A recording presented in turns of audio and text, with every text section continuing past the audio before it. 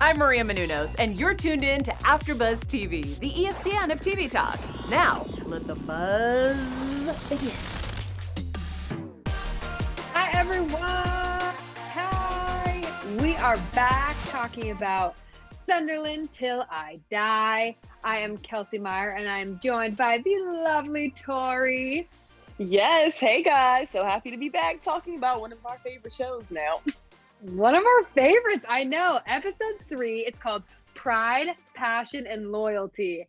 And Toree and I were just chatting. I mean, this show is really taking it out of me.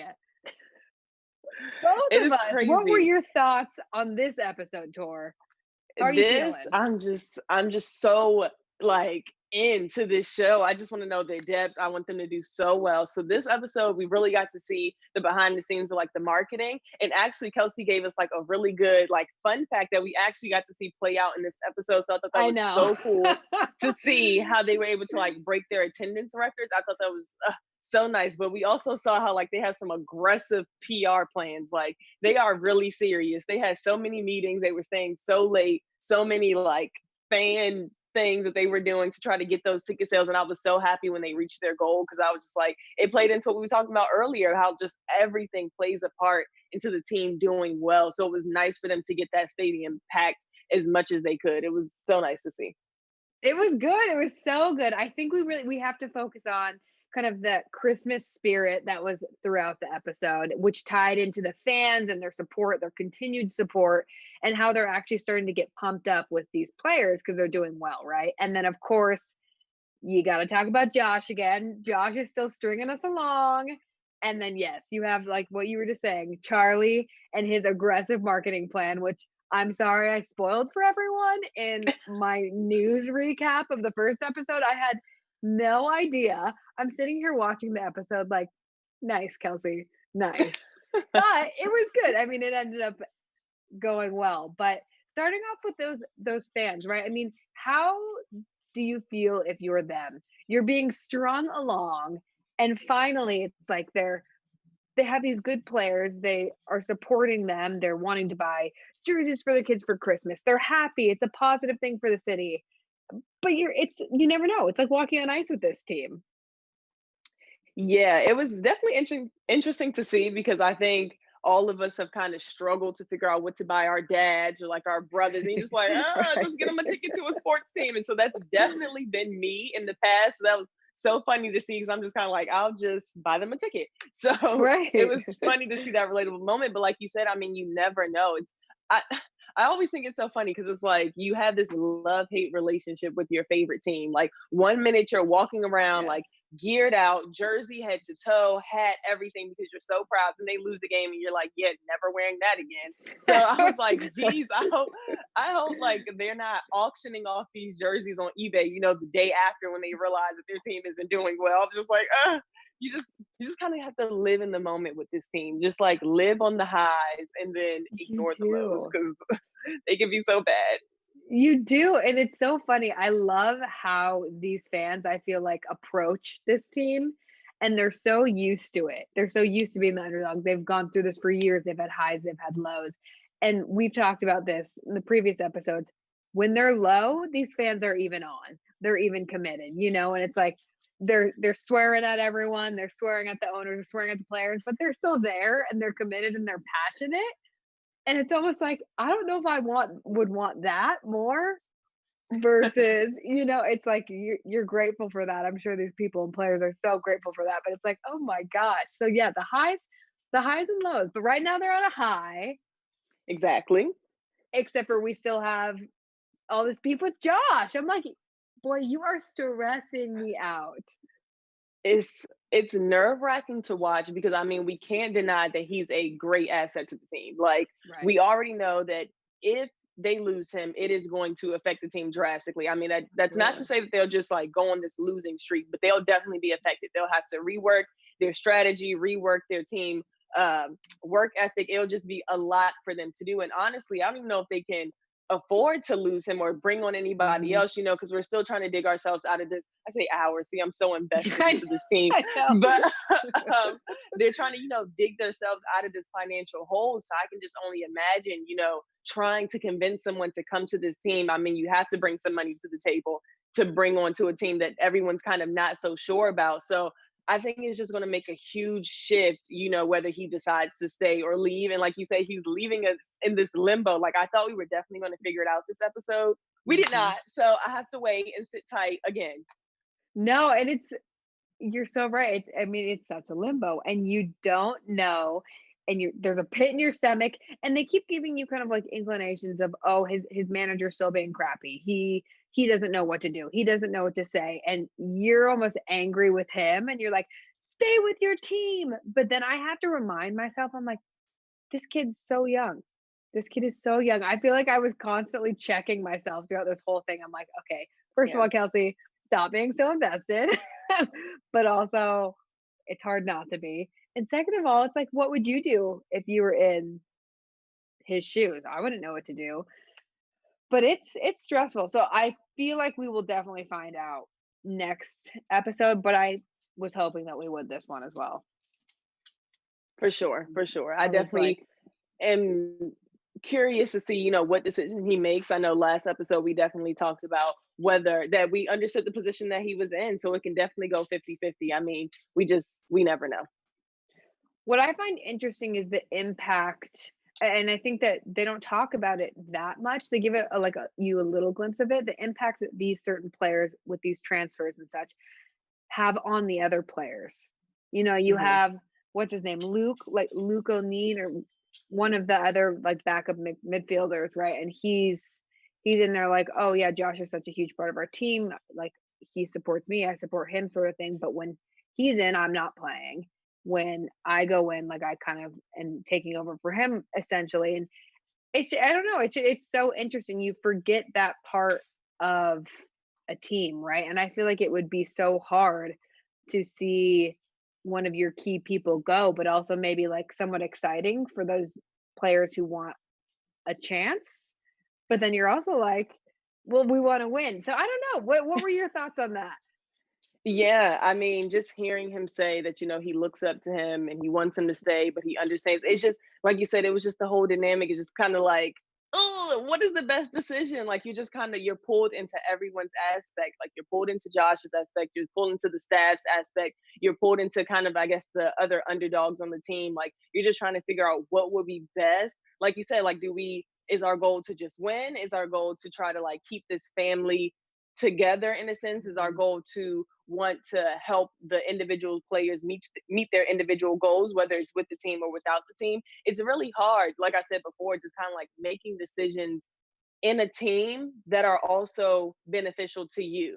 And so it's hard. It's kind of like you have to figure out how to balance being selfish in a sense, which is really hard. I mean, being a part of a team and creating that family bond, you don't want to leave, other team players that you kind of built a bond with or that you feel like you have mentored or looked up to as mentors. You don't want to lose that. But like I said, it's super hard. Sometimes you just have to like make decisions either for yourself or for others. And I don't know what's going to happen for the rest of the season. Like it's crazy. It's I crazy. know. I agree. It's crazy, and it oh, it's a glass case of emotions, as Ron Burgundy would say. I'm like, I'm just being strung along here, strung along. And I feel like that it's actually kind of a perfect lead into our third topic I want to talk about, which is Charlie and like the whole like managerial staff. You get to see a different side of them in that than I think we've ever seen. I think that with this whole transition, it's been so positive and wanting to be positive, and then you see like the little tidbits and insights, like insights to the people who are working for Charlie. And I don't know, it was really interesting to me. I think that I was very torn between he's being kind of crazy and needs to like be kinder to his employees, but also he has a job to do, and I understand where he's coming from. And I don't know. So I was curious on your thoughts on that. Yeah, definitely. It was hard to watch because I think this is one of those documentaries where they do a good job at showing the aspects of everyone involved. And so it was hard to, like you said, kind of figure out what side to be on. I mean, you feel for the workers because they have families that they have to worry about. You know, they have families that they have to tend to after hours, but then you also realize that position that Charlie is in where it's kind of like, hey, we have this goal and I can't do it by myself. So if I'm staying late, you know, I'm expecting everyone to stay late. And it's hard to ask of people. It's hard, it's demanding, especially in this like window that they're in where it's like they don't really know if they're gonna lose someone. They're trying to, you know, keep their fan base strong. They're having all these goals and it is hard to try to bring the team in and have everyone have that same end goal in mind, you know? So Mhm. Mhm. it was really hard because I can understand where everyone was coming from. I mean, no one wants to slave over their desk all the time, but at the same time, we also realize that there's a lot of hard work and a lot of sacrifice that goes into reaching whatever goal any of us have, and it does take all of the staff from, you know, anyone. So it was like you said, it was definitely hard. I mean, I felt for everyone involved per usual, and it's just like, I know. can somebody just come in and just make the job easier for everyone so that we're able to, you know, win and have a good time and everyone's happy and we're making I money and it's know. like it's not happening. No, I agree. I was very curious on your take because I figured it would be similar to mine, and I feel the same way as you. It's just like, why can't we all be happy and get along and just do well? But I mean, it's the reality that there's gonna have to be someone who has to be, I mean, the hard ass, right? Which I think is kind of what Charlie was saying.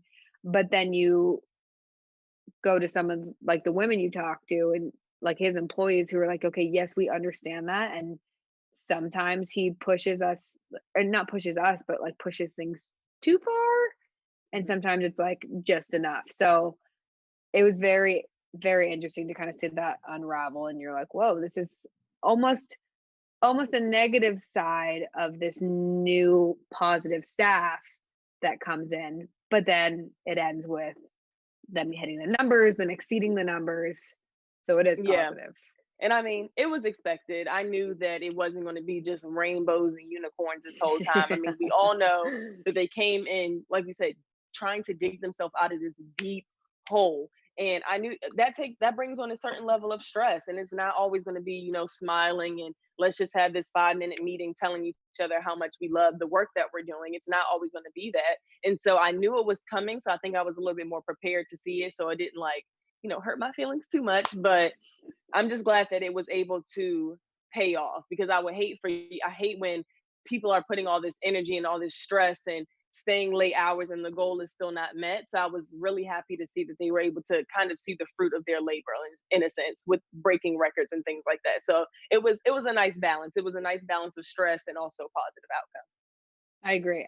The one part that I was kind of like, ooh, I feel for her was when right before he announced the numbers to everyone at Boxing Day, it was like he was yelling at her to like, oh, just give me the numbers, just give me the numbers. And I was like, oh, girl, ow. Yeah, I feel that. I feel that. I'm like, okay, Charlie, I get it, but we could have been a little bit nicer about that. And I think was she leaving and packing up her stuff at the end? Was that final scene? You know, that's crazy because I was going to ask you the same thing. I was like, wait, is she leaving? Yeah, I didn't know. And I don't know. So it kind of had me shook a little bit. I was like, Same. "Wait, we don't want you to go. It was just a tough day. It's okay. Like, I promise it'll be better tomorrow." I'm really Right. not sure. I'm not sure. And I know that like it kind of felt that way because the whole episode they're kind of just talking about how stressful the work environment has been. And I can understand why somebody would want to leave. And on top of that, they said that a lot of people had been leaving. So I was kind of confused at the end as well. I was like, this is Mhm. this is not what we Mhm. need. We need a strong team. So I really hope it wasn't, but I honestly wouldn't be surprised if it was. Yeah, I agree. I was confused. I had to rewatch it. I rewinded it a couple times. I was like, "Wait, what? Huh? What?" Because I felt like overall at the end, I was like, "Okay." It was still ended up being a positive thing, like you said. It was one day. It was a stressful couple like weeks to get these numbers, but it could have been worse, and it was okay. But then you saw that, and you're like, "Wait a second," and then they didn't elaborate on it, and you're just like, At "Wait, all. what?" What just happened? So yeah, I felt like she left, and I only feel like she left because they were playing that up so much throughout this episode, their like dynamic in their relationship. But it was weird to me that they didn't really talk more about it. They love leaving us on the cliffhanger in this series, I clearly. Like know. I every know. episode, you're I just kind of like, know. wait, what happened? So I know. it's just a lot going on. A lot I going on. agree. Every episode, there's just like, what? I know. I agree. The one thing I did really love about this episode was, I mean, and they've done this throughout the whole series, is how they profile the little individual season ticket holders. It's so cute. And they kind of like It is. they bring you in. That's how they hook you though. I feel like they do a great job of kind of just like sticking the claws in you by showing like these families and these city people who really love this team and want like live and breathe it, because I'm like, should I be living and breathing it? I feel like maybe I should. Oh, that killed me. Yeah, no, like I said, this documentary, I honestly, I couldn't see this documentary happening without them highlighting fans so much Mhm. because I mean, that's all the city is made of. I mean, the place is made of like they're all die-hard fans. And it's just like without them, the team would be half of what it is. So like you said, it just warms your heart when you see like the season ticket holders and the kids getting their first jerseys. It's just like, I need to stand harder for a team. I know, me too, girl. Me too. I'm like, man, oh man. But that leads us to our fun special segment that you're so fabulous at, our underdog teams. So who should we stand harder for? Who's your Yes. segment this time? So our underdogs of this episode are definitely the Toronto Raptors, who beat the Golden State Warriors last year at the NBA Ooh. championship. Now, the Warriors are a stacked team. I mean, from Klay Thompson to Draymond Green to Steph Curry, that is a all-star team to try to go against, let alone beat. So it was amazing to see the Raptors actually come out on top. And I mean, like I said, who doesn't love a good underdog story? I Like, know. who doesn't love it? I'm sad that you don't have a personal tie to this one, that you're not like, I was in the streets with this one, but that's okay. Next time. I know. But it was definitely, I was like, I remember I was at Applebee's watching the last game and I There was you just go. sitting there and I was just like, and the whole Applebee's was like so tied into the game. I forgot why we even decided to go watch it there of all places. But everyone was just like yelling at the screen the whole time. And I think that was the one time I was in like a restaurant or anything of the sort and I didn't mind all the yelling that was going on. But like I said, the Yeah. Warriors, that's a big time to try to, that is a big team to try to beat. And I was so happy that somebody beat them because I am not a fan. Mm, girl, yeah, I love it. I mean, I am a Warriors fan, but I like an underdog, so I'm like, I'm not mad at it. I'm not so Exactly. diehard. I'm like, I love an underdog. We love Sunderland. We want an underdog to win. I love it. And my little fun news segment, which Yes. actually isn't that fun because I was reading an article about how they're not filming at the moment for a season 3. They wanted to kind of find a new angle to it. And it was interesting because the producers were actually fans, like the co-producers of it, and they said that filming it was an emotional roller coaster. I'm like, yeah, I felt that. We felt that, but it was the closest thing that they would ever get to playing for Sunderland. And I was like, oh God. But I mean, what new take? What do you think would be a fun new take? Do you have any ideas? Can we tell them? Let's see. I mean, we kind of have, the cheerleading take with Cheer. I always think this is like Hmm. the soccer version of that documentary. It's just like so close. So good. But what would be like a good new take? I guess we can't like, explore them for another season. Maybe if we um I don't know. Maybe if there was a season that kind of dived into the personal players a little bit more. I kind of do feel like this Mhm. documentary definitely touches on like the behind the scenes, the staff, the fans, but we're not really into the players' personal Mhm. and stories. Sorry. So I think it would be kind of interesting to kind of see their background and kind of like adjusting to playing in a new place because I don't think all of them are natives of Sunderland. So it would be kind of interesting to kind of see their perspective of the team or maybe the dynamic or the choices they made to either stay or leave the team. I think that would be a good take just to kind of hear from their voices. That's funny because that's exactly what I was gonna say. I was like, I feel like you get a little glimpse of each player, but they leave you hanging. You don't get enough of each player, and I feel like the players kind of are the ones who, I mean, you're really rooting for.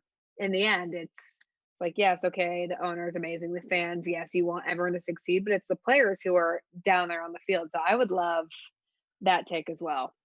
So So hey, basically, they need producers, to just listen. like make us co-producers of the show, and then we guys 100%. can give you, you know, what you want, Yes, basically. yes. We'll get English accents. We'll sit in the bars and drink pints with them. I think we'd be good. We would do well. I think so too. We would do well. Well, I really am Netflix, hoping. Yeah, Netflix. Netflix, Come if on, you're come on, listening, just throw it our way. We can come handle it. on, come on. I'm hoping that next episode we find out about Josh because I might lose my mind. I have a feeling it's going to be bad just from the way they're portraying it. I But I'm agree. curious to see how it plays out and what they do about it.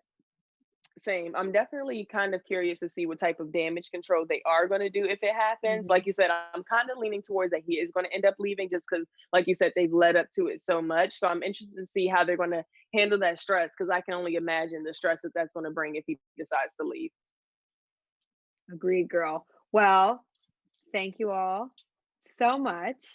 And come listen to us and come hang out with us for the fourth episode.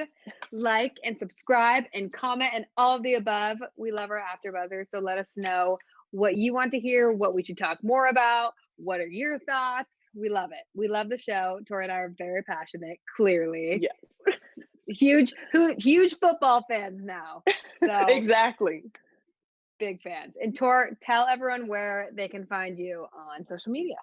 Yes, you guys can find me on Instagram at Toxic Model and on Twitter at Toree with 2 E's. I'm also on the Motherland After Show, so you can catch me on Thursdays at 8 o'clock.